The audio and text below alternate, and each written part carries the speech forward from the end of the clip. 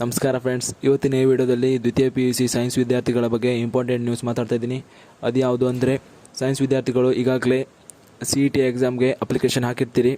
ಆ ಅಪ್ಲಿಕೇಶನ್ನಲ್ಲಿ ಕೆಲವೊಂದು ಡೀಟೇಲ್ಸ್ನ ತಪ್ಪಾಗಿ ಅಥವಾ ಹೆಸರನ್ನ ಸ್ಪೆಲ್ಲಿಂಗ್ ಮಿಸ್ಟೇಕ್ನ ಮಾಡಿರ್ತೀರಿ. ಅದನ್ನು ಹೇಗೆ ಕರೆಕ್ಷನ್ ಮಾಡಬೇಕು ಅಂದರೆ, ಮೊದಲಿಗೆ ನಿಮ್ಮ ಮೊಬೈಲ್ನಲ್ಲಿ ಗೂಗಲ್ ಅಥವಾ ಕ್ರೋಮನ ಓಪನ್ ಮಾಡ್ಕೊಳ್ಳಿ. ಓಪನ್ ಮಾಡಿದ ಮೇಲೆ ಇಲ್ಲಿ KEA ಹೋಮ್ ಅಂತ ಟೈಪ್ ಮಾಡಿ. ಇಲ್ಲಿ ನಿಮಗೆ ಕಾಣಿಸ್ತಾ ಇರ್ಬೋದು. ಈ ಲಿಂಕ್ನ ಡಿಸ್ಕ್ರಿಪ್ಷನಲ್ಲಿ ಕೂಡ ಕೊಟ್ಟಿರ್ತೀನಿ, ನೀವು ಕೂಡ ಯೂಸ್ ಮಾಡ್ಬೋದು. ಈ ಥರ ಸರ್ಚ್ ಮಾಡ್ಕೊಳ್ಳಿ. ಸರ್ಚ್ ಮಾಡಿದ ಮೇಲೆ ನಿಮಗೆ ಈ ಥರ ಪೇಜ್ ಓಪನ್ ಆಗುತ್ತೆ. ಇಲ್ಲಿ ನೀವು ಮೇಲ್ಗಡೆ ಕಾಣಿಸ್ತಾ ಇರ್ಬೋದು ಆನ್ಲೈನ್ ಅರ್ಜಿ ಅಂತ. ನೀವು ಕರೆಕ್ಷನ್ ಮಾಡೋದಿದ್ರೆ ನಿಮಗೆ ಎಡಿಟ್ ಆನ್ಲೈನ್ ಅರ್ಜಿ ಅಂತ ಸಿಗುತ್ತೆ. ನಾನು ಇಲ್ಲಿ ನಿಮಗೆ ಹಿಂದಿನ ವರ್ಷದ CET ಅಪ್ಲಿಕೇಶನ್ ಕರೆಕ್ಷನ್ ಡೇಟ್ ಹೇಗಿರುತ್ತೋ ಅದನ್ನು ತೋರಿಸ್ತಾ ಇದ್ದೀನಿ. ಇವತ್ತು 19 ಜುಲೈ 2021 ಅಂದರೆ ಇವತ್ತು 11:30 ಅಥವಾ 12 ಗಂಟೆಗೆ ಈ ಥರ ನಿಮಗೆ ಕಾಣಲಿಕ್ಕೆ ಸಿಗುತ್ತೆ.